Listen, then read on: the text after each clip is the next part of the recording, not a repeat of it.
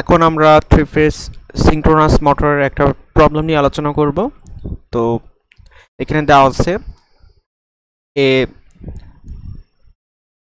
6600 voltage star connected three phase synchronous motor works at constant speed and constant excitation. Its synchronous reactance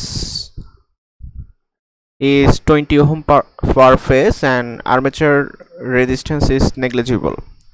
When the input power is 1000 kilowatt, the power factor is 0.8 leading. Find the power angle and power factor when the input is increased to 1500 kilowatt. তো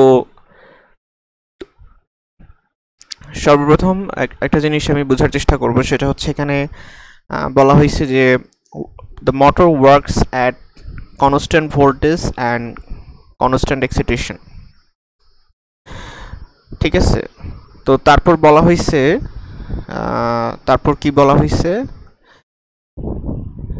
পাওয়ার ফ্যাক্টরটা হচ্ছে leading. পাওয়ার ফ্যাক্টরটা কিন্তু এখানে leading. আচ্ছা, তাহলে আমরা জানি যে constant এক্সাইটেশনে leading power factor কোন ক্ষেত্রে থাকে। আমরা যদি এখানে একটু বোঝার চেষ্টা করি, এটা থাকে হচ্ছে ওভার এক্সাইটেশনে। ওভার এক্সাইটেশনের ক্ষেত্রে এটা থাকে, অর্থাৎ ইবিটা বড় হয়, ভিটা ছোট হয়। তো আমি যদি চিত্রটা একটু দেখার চেষ্টা করি, এই হচ্ছে আমাদের, এটা হচ্ছে applied voltage per phase, sorry terminal voltage per phase, right. আর এটা হচ্ছে back EMF EB, back EMF EB. আচ্ছা, আমি যদি এই দুইটার লব্ধি চিন্তা করি, রেজাল্টেন্ট, তাহলে এই হচ্ছে আমাদের ইআর রেজাল্টেন্ট, অর্থাৎ আই এ জেডএস।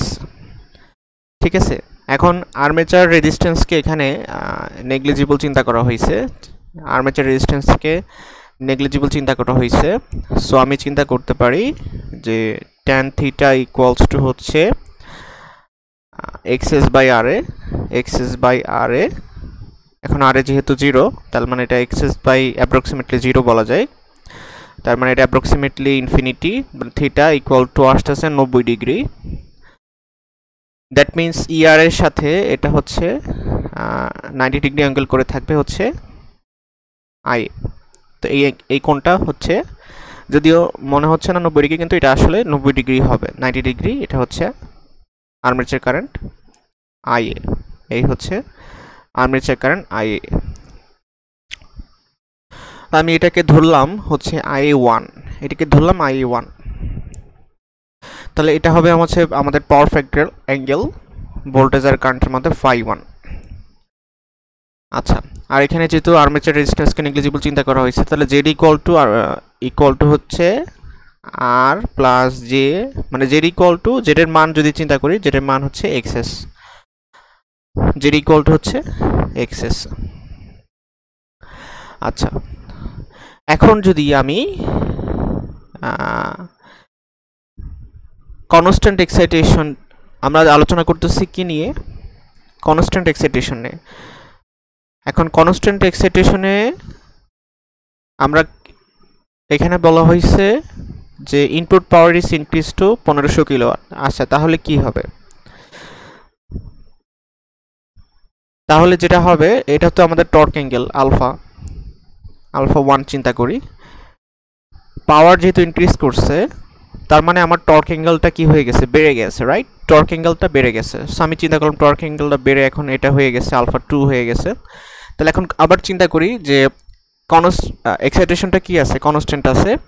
তার মানে ইবি আগে যা ছিল এখনও তাই থাকবে, অর্থাৎ আমি ইবি এর সমান করে এখানে একটা লাইন ড্র করব। এটাও আমাদের সেকেন্ড কেজের ইবি। এখন সেকেন্ড কেজের ইবির সাথে যদি আমি টার্মিনাল ভোল্টেজ তো কনস্ট্যান্ট, তাই না? তাহলে আগে যা ছিল তাই থাকলো। তাহলে এখন এইটা হচ্ছে আমাদের নতুন রেজাল্টেন্ট ড্রপ, ER2 বলতে পারি, অর্থাৎ IA2 ZS তো আগেটাই ছিল। এখন আগের মতো আবার হচ্ছে এই সবুজ দাগটার সাথে হচ্ছে 90 ডিগ্রি কোণ করে আমাদের থাকবে হচ্ছে IA2। IA2, তাহলে এটার সাথে এই কোণটা হচ্ছে 90 ডিগ্রি এবং এই কোণটা হচ্ছে সেকেন্ড ফেজ অ্যাঙ্গেল φ2।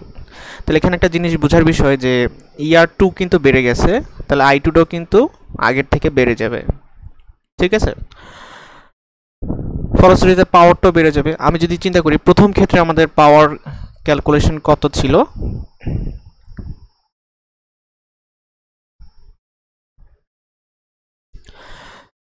ফার্স্ট কেজে যদি চিন্তা করি আমাদের প্রথম ক্ষেত্রে পাওয়ার 1 এর ইকুয়েশন ছিল এরকম। যদি আমি টার্মিনাল ভোল্টেজ চিন্তা করি V, এটা কিন্তু phase voltage equal to terminal voltage by √3। তাহলে √3 পাওয়ার 1 আসবে প্রথম কেজে, কেজ 1-এ √3 VL I, যেহেতু I হচ্ছে অ্যাকচুয়ালি এখানে ফেজ কারেন্ট লাইন কারেন্ট যে করে, যেহেতু এটা ওয়াই কানেক্টেড সিস্টেম, তার মানে এখানে ফেজ কারেন্ট আর লাইন কারেন্ট আসলে একই, যেটাকে আমি I ধরছি। √3 VL cos φ2, সরি cos φ1।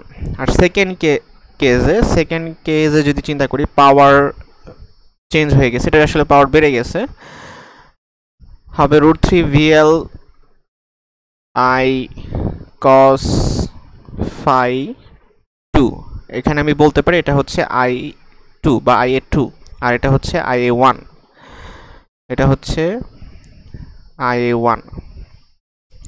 তাহলে আমাকে এই দুটো ইকুয়েশন থেকে অ্যানালাইসিস করে এবং এই গ্রাফটাকে অ্যানালাইসিস করে কি করতে হবে, পাওয়ার ফ্যাক্টর অ্যাঙ্গেল φ2 এবং α2 বের করতে হবে, ঠিক আছে। আমাদের এখন টার্গেট হচ্ছে φ2 কত এবং α2 কত এটা খুঁজে বের করা। তো আমরা দেখি কিভাবে অ্যাপ্রোচ করতে পারি। আচ্ছা প্রথমে আমরা আমি চিন্তা করি প্রথম ইকুয়েশনে কিন্তু আমরা প্রথম ইকুয়েশন থেকে আমরা কিন্তু ইবি বের করতে পারি। সেকেন্ড কেজে জিবি এটা কিন্তু প্রথমের ইবি সমান। তাহলে প্রথম দুইটা পার্ট চিন্তা করব, প্রথম পার্ট থেকে ইবি বের করব, সেই ইবিটা কোথায় বসাবো, সেকেন্ড পার্টের ইবিতে বসাবো, দেখা যাক পারে কিনা। সো এখানে চিন্তা করি যে এখানে বলা হচ্ছে ভোল্টেজ দেওয়া হচ্ছে 6600 voltage, this is the terminal voltage এবং 3 phase star connected synchronous motor. আচ্ছা এখানে রিঅ্যাকট্যান্স দেওয়া হচ্ছে এক্সএস, সিনক্রোনাস রিঅ্যাকট্যান্স এক্সএস এর ভ্যালু হচ্ছে 20, এটা হচ্ছে এক্সএস।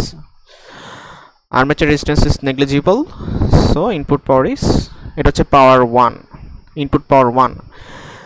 আর এটা হচ্ছে পাওয়ার ফ্যাক্টর অ্যাঙ্গেল অর্থাৎ cos φ1।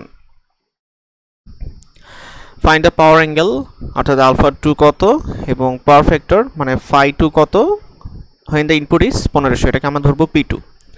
আচ্ছা আমরা এখন চিত্রটা আঁকার চেষ্টা করি। আমরা প্রথম কেসটা চিন্তা করব যে প্রথমে কিন্তু আমাদের চিত্রটা হচ্ছে এরকম হবে।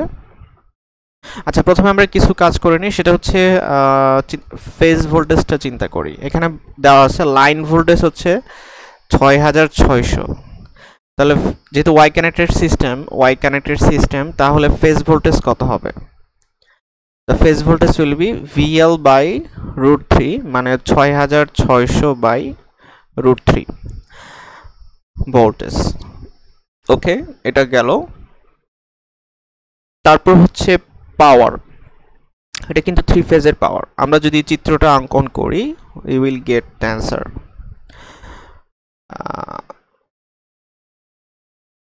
এই হচ্ছে আমাদের অ্যাপ্লাইড ভোল্টেজ পার ফেজ, এই হচ্ছে আমাদের ব্যাক ইএমএফ EB। এই দুইটার যদি আমি লব্ধি নেই তাহলে কি পাবো, IA1 ZS। এখানে ZS ইকুয়াল টু হবে XS ইকুয়াল টু হচ্ছে 20 ওহম, রাইট। আচ্ছা এখন এটার সাথে পারপেন্ডিকুলার থাকবে হচ্ছে আমার আর্মেচার কারেন্ট IA, এই হচ্ছে আমাদের আর্মেচার কারেন্ট, প্রথম আর্মেচার কারেন্ট IA1। সো এটা হচ্ছে 90 ডিগ্রি সো এই অ্যাঙ্গেলটা হচ্ছে ফাই 1।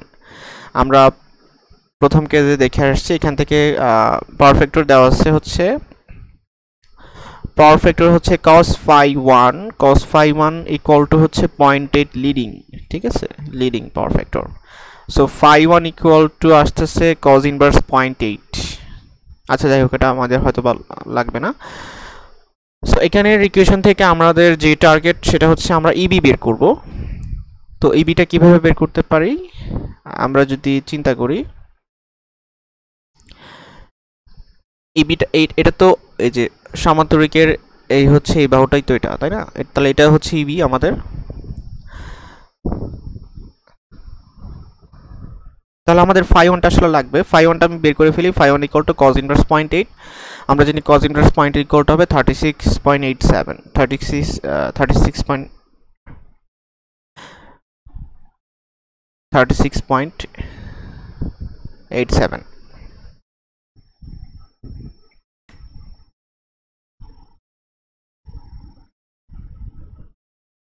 নাও আমরা এখন যেটা করতে পারি যে এখন এটা এখান থেকে এটা হচ্ছে আমাদের ত্রিভুজ, রাইট?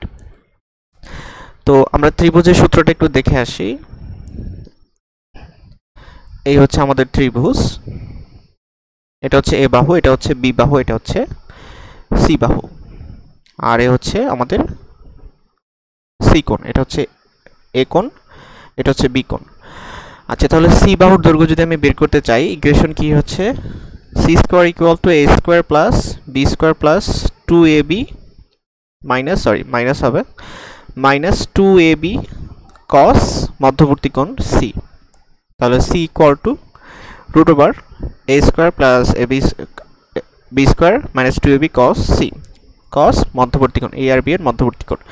সো সেম প্রসেসটা সি কে আমি চিন্তা করব ইবি। তাহলে এটা জানি, এটা হচ্ছে আইআরএ, এটা হচ্ছে ভিপি, তাহলে আর মধ্যবর্তী কোণ হচ্ছে theta plus phi plus 90 degree, right? So মান বসাই দিয়ে আমরা ইবির মানটা এভাবে ক্যালকুলেট করতে পারবো। সো আমরা ট্রাই করি। সো প্রথমে জানতে হবে আমাদের এই ত্রিভুজটাতে, এই যে এই ত্রিভুজটাতে I1 IA1 ZS কত। তো আমাদের প্রথমে IA1 বের করতে হবে। IA1 কিভাবে বের করতে পারি? I1 বের করার প্রসিডিউরটা হচ্ছে আমাদের পাওয়ার ইকুয়েশন ব্যবহার করতে হবে। থ্রি ফেজের পাওয়ার, রাইট? থ্রি ফেজের পাওয়ার হচ্ছে P1 equal to √3 VL IL √3 VI IL cos √3 VLI মানে IA1 actually IA1 cos phi 1। So মান বসাই 1000 ইকুয়াল টু √3 VL এর মান কত 6600 ইন্টু IA1 জানি না, এটাই বের করব। আর পাওয়ার ফ্যাক্টর হচ্ছে 0.8। সো এখান থেকে আমাদের কি চলে আসবে, IA1 চলে আসবে। আমরা IA1 ক্যালকুলেট করে পাবো হচ্ছে 109.3 অ্যাম্পিয়ার, রাইট? হয়ে গেল। আচ্ছা, এখন বের করে পাওয়া হচ্ছে ইবি। সো আমরা দেখি ইবিটাকে কিভাবে ক্যালকুলেট করতে পারি। যে ইবি, আচ্ছা ইবির জন্য বাহুগুলো হচ্ছে একটু বলে নেই। বাহুগুলো হচ্ছে I1 ZS, I1 ZS কত হবে? ZS এর মান কত 20, I1 হচ্ছে 109, তাহলে 109.3 ইন্টু 20 যেটা আসতেছে হচ্ছে আমার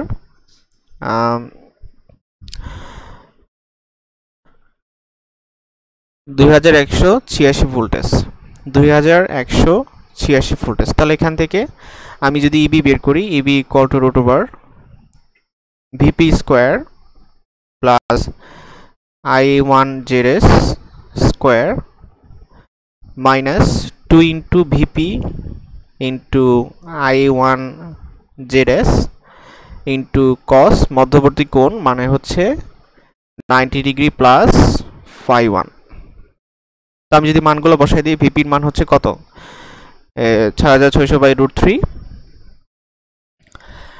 6600 বাই √3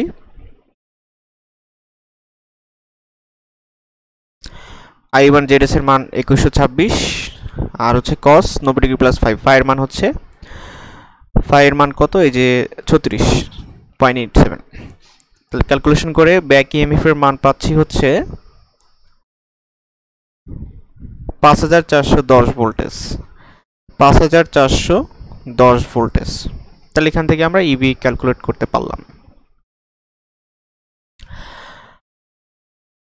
প্রথম পার্ট থেকে প্রাপ্ত ইবির মান আমরা কোথায় বসাবো সেকেন্ড পার্টে বসাবো রাইট সেকেন্ড পার্টে গিয়ে বসাবো আমরা এখন সেকেন্ড পার্টটুকু নিয়ে আলোচনা করব আমাদের জাস্ট মনে রাখতে হবে ইবি ইকুয়াল টু যেহেতু এক্সাইটেশন কনস্ট্যান্ট আছে তাহলে ইবিটা আগে যা ছিল তাই থাকবে তার মানে হচ্ছে 5410 ভোল্টেজ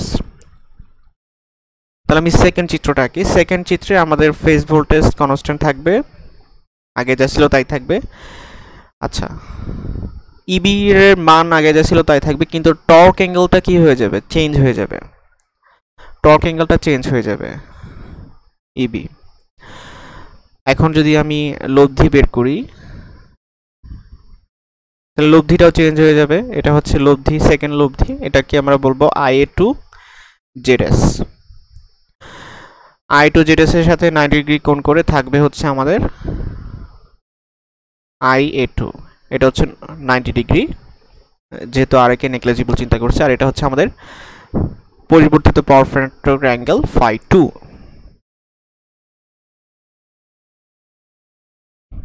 আচ্ছা চিত্রটা আমি একটু রিড্র করে আমাদের বুঝতে সুবিধা হবে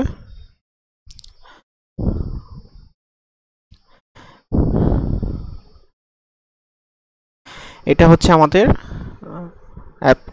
টার্মিনাল ভোল্টেজ পার ফেজ এই হচ্ছে আমাদের ইবি তো ইবিটাকে আমরা শিফট করে এখানে প্যারালাল করে লিখতে পারি আঁকতে পারি এখানে যদি আঁকি ইবিটাকে এইভাবে আঁকি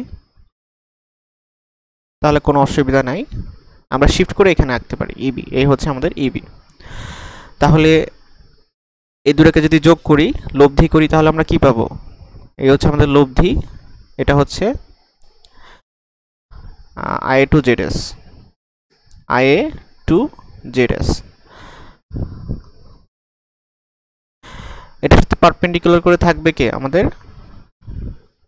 কারেন্ট IA2 এই হচ্ছে আমাদের second power factor angle φ2 right আচ্ছা গেল আর এই হচ্ছে আমাদের টর্ক অ্যাঙ্গেল আলফা এখন ফার্স্টলি আমরা যেটা করব সেটা হচ্ছে এই যে বিন্দু এই যে চূড়া আছে এটা মুছে দিলাম এই যে বিন্দু আছে এখান থেকে হচ্ছে আমি লম্ব অঙ্কন করব রেফারেন্সের উপর লম্ব অঙ্কন করব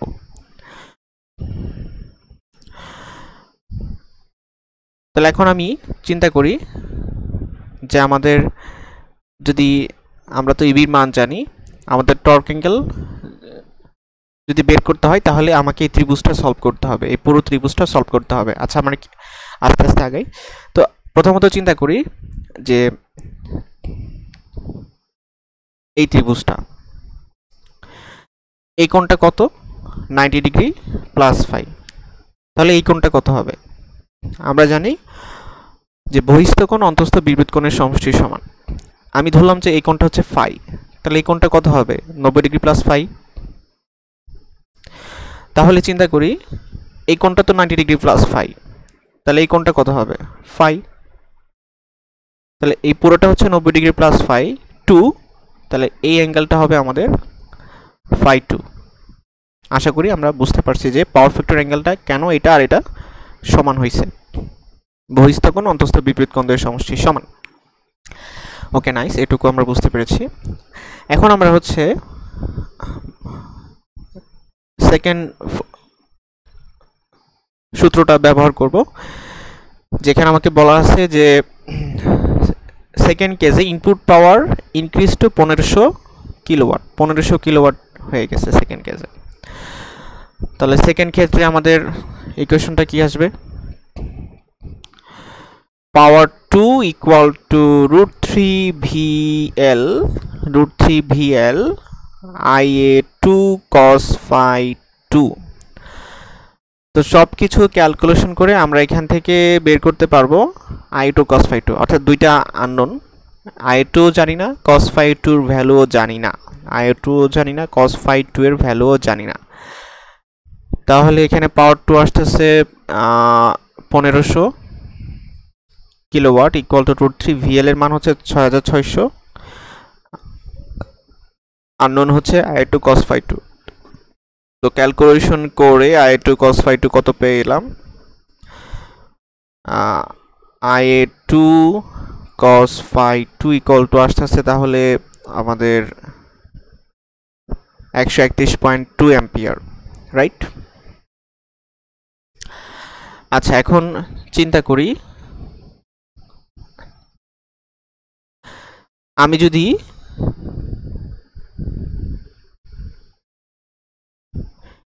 এই ত্রিভুজটা চিন্তা করি, এই ত্রিভুজটা, তাহলে এটার আনুভূমিক উপাংশ আর উল্লম্ব উপাংশ কত হবে?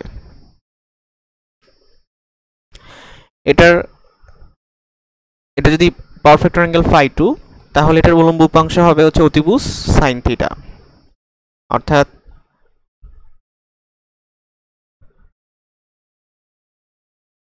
i2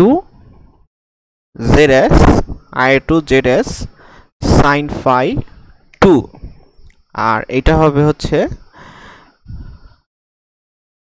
i2 zs cos phi 2, কারণ কি এটা হচ্ছে আমাদের ভূমি। আমরা তো zs এর মান জানি, zs এর মান ছিল হচ্ছে 20, xs এর মানের সমান 20 ওহম। তাহলে আমাদের এই ত্রিভুজটা, এই বাহুটা, ভূমিটা হচ্ছে সলভ করা হয়ে গেল, লম্বটাও সলভ করা হয়ে গেল। এখন কথা হচ্ছে, আমরা তো i2 cos phi 2 এর মান জানি, তার সাথে যদি 20 গুণ করি, ঠিক আছে, তাহলে হচ্ছে i2 zs cos phi 2 এর ভ্যালু পেয়ে যাচ্ছি। আমি এখানে বলতেছি i2 zs cos phi 2 এর ভ্যালু আসবে হচ্ছে i2 cos phi 2 কত, এই যে i2 আর cos phi 2 এর ভ্যালু হচ্ছে 131.2 আর zs এর ভ্যালু হচ্ছে 20, তাহলে এটা আসতেছে হচ্ছে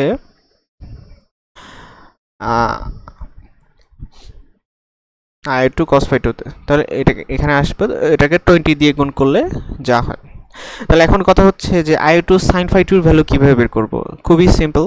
আমরা যদি চিন্তা করি, আমরা জানি sin square theta equal to cos square theta plus 1, sin square theta plus cos square theta equal to 1, ঠিক আছে?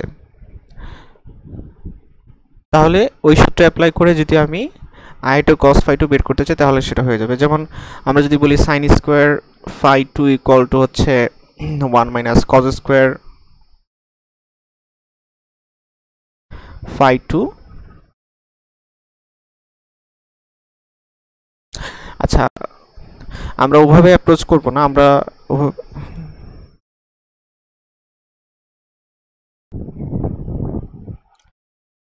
আমরা কিন্তু i2 sin phi 2 এর ভ্যালু কিন্তু জানি না, সো এখানে আমরা সরাসরি এটা বের করতে পারতেছি না। তাহলে আমরা কি করব, আমরা হচ্ছে একটা এই ত্রিভুজটার সহায়তা নিব। আমরা চিন্তা করি এই হচ্ছে আমাদের সেই সমকোণী ত্রিভুজটা, আমরা পিথাগোরাসের সূত্র অ্যাপ্লাই করে এটা করার চেষ্টা করব। এই হচ্ছে আমাদের পুরো সেই সমকোণী ত্রিভুজটা, যেটার এই বাহুটা হচ্ছে, লম্বটা হচ্ছে i2 cos phi 2, অর্থাৎ এইটার সমান। সো এটা ক্যালকুলেশন করে কত আসতেছে, 2624 ভোল্টেজ, 2624 ভোল্টেজ। তাহলে এই বাহুটার মান হচ্ছে 2624 ভোল্টেজ।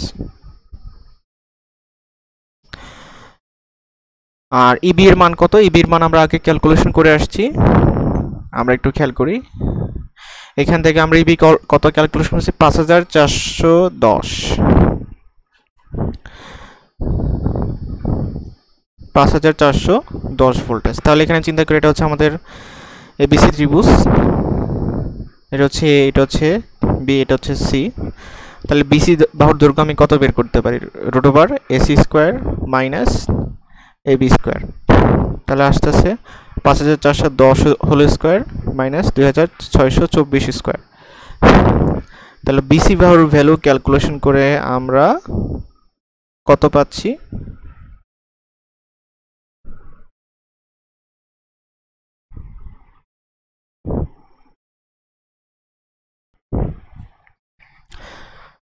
এটা ক্যালকুলেশন করে আমাদের আসতেছে হচ্ছে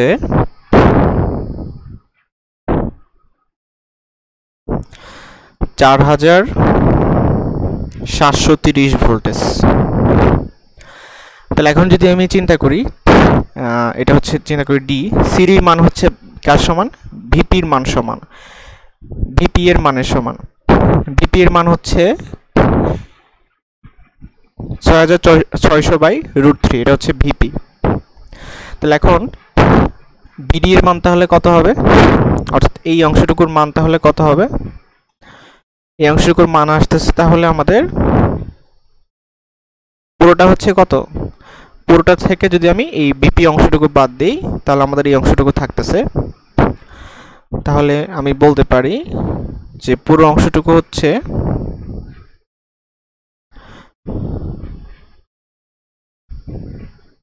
4730 ভোল্টেজ মাইনাস ভিপি অর্থাৎ 6600/√3। অর্থাৎ ক্যালকুলেশন করে আমি পাচ্ছি হচ্ছে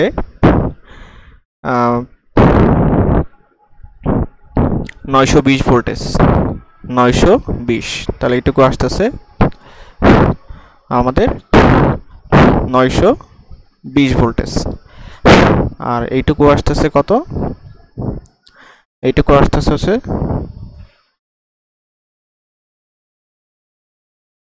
2624 ভোল্টেজ।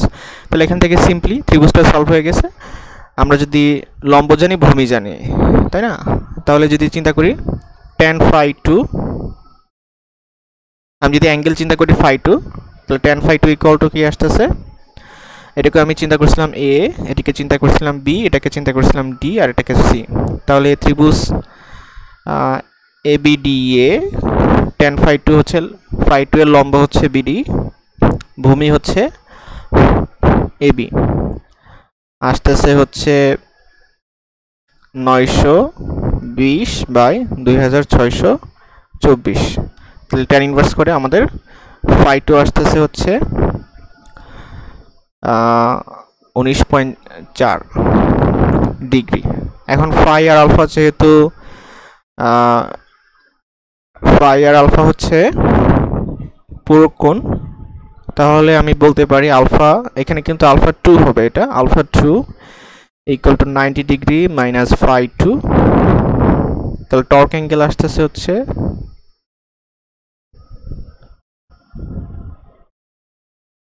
সরি আমি একটা ভুল বলছি, এখানে কিন্তু টর্ক অ্যাঙ্গেলটা এভাবে ক্যালকুলেশন করলে হবে না।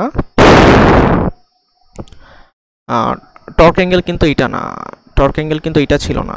টর্ক অ্যাঙ্গেল ছিল হচ্ছে এটার প্যারালাল করে যে বাহুটা ছিল, এটা ছিল টর্ক অ্যাঙ্গেল, এটা ছিল আলফা 2। তার মানে এটা কার প্যারালাল? এটা হচ্ছে এটার প্যারালাল। তাহলে এটা হচ্ছে আমাদের আলফা 2। আমি চিত্রটা আবারও খেয়াল করি, এই যে এইটা ইবি এর সাথে, ইবি এর সাথে এইটা ছিল হচ্ছে আলফা 2, রাইট? নট I1ZS এর সাথে, ঠিক আছে? তাহলে এটা যদি আলফা 2 হয় তাহলে চিন্তা করি এটা তো আমাদের ইবি আঁকছিলাম, তাহলে এইটাও হচ্ছে আমাদের আলফা 2। তাহলে আলফা 2টা কোনটা হবে? আমি যদি চিন্তা করি পুরো ত্রিভুজে এবিসি, ত্রিভুজ এবিসি এ যদি tan আলফা 2 চিন্তা করি, মানে লম্ব বাই ভূমি, লম্ব হচ্ছে এবি আর ভূমি হচ্ছে বিডি প্লাস সিডি, মানে বিসি, সহজ কথায় ভূমি হচ্ছে বিসি। এবি এর মান কত? এবি এর মান হচ্ছে 2624। আর বিসি এর মান কত? বিসি এর মান হচ্ছে টোটালটা, এই যে এই বিসি এর মান হচ্ছে 7430। তাহলে আলফা 2 টর্ক অ্যাঙ্গেল আসতেছে হচ্ছে 29 ডিগ্রি এবং পাওয়ার ফ্যাক্টর অ্যাঙ্গেলটা অবশ্যই লিডে থাকবে।